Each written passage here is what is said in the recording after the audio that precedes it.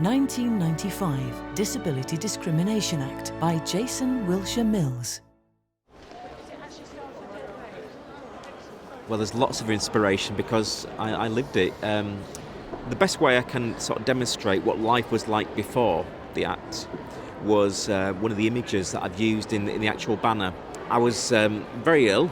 I was in a wheelchair and I was released from hospital on a weekend, every weekend usually, to get back, because I was in hospital for over a year. And my brother said, I'll take you to go see Jaws, because like every 12-year-old boy, I was obsessed with sharks and goriness. So my brother, bless him, took me to, booked the tickets to take me to the cinema. And we got there, and the manager pointed one finger at me and said, he can't come in. He's a fire hazard.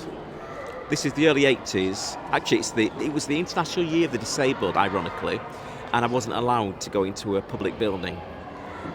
It was, and then that's when I realised that actually being disabled meant that I was different.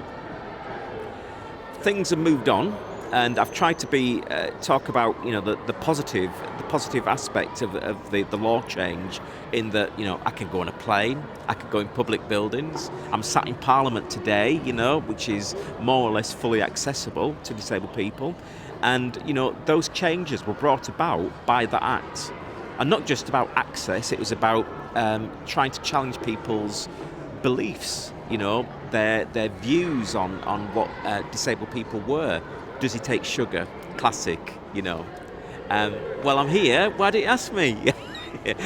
So it's about sort of challenging all those aspects, but not doing it through anger, an angry voice and bitterness. It's doing it through experience and the positivity. I mean, the fact that I'm a father of two children, and we go on holiday, we go swimming, we do all the things that everybody else does because of that one act.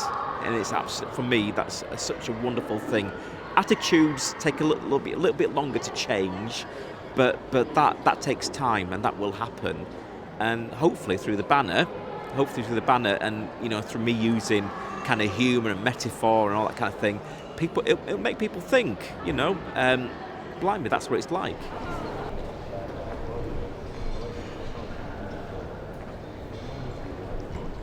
Well, I use an iPad. And I use an iPad because it's fully portable, and because I'm disabled and sometimes my condition means that I'm laid up, using an iPad means that I can work anywhere. I can work flat on my back, I can work in the chair, I can work anywhere. And it's only 9 by 6 inches the screen, which enables me to work on any scale, because the very high resolution images, which I can scale up to whatever size, as you can see over there, the banner behind me. And it's kind of enabled me to kind of work in any way that I want, really. I still think consider it painting. I'm a disabled artist, and I'm kind of forced to use that as a tool. But at the end of the day, it's just a tool. It's a tool for making art with. And artists throughout the centuries have been, predisposed to using grids, camera obscuras, and I just see it as part of that tradition, really. Well, I wanted to do the Disability Discrimination Act. I asked to do that at the start off, and I wanted to do it because I've lived it. I've lived it throughout my life, and I've seen changes. But when I actually started, it was really tough. It was a really tough commission, because I thought, blimey, what do I do?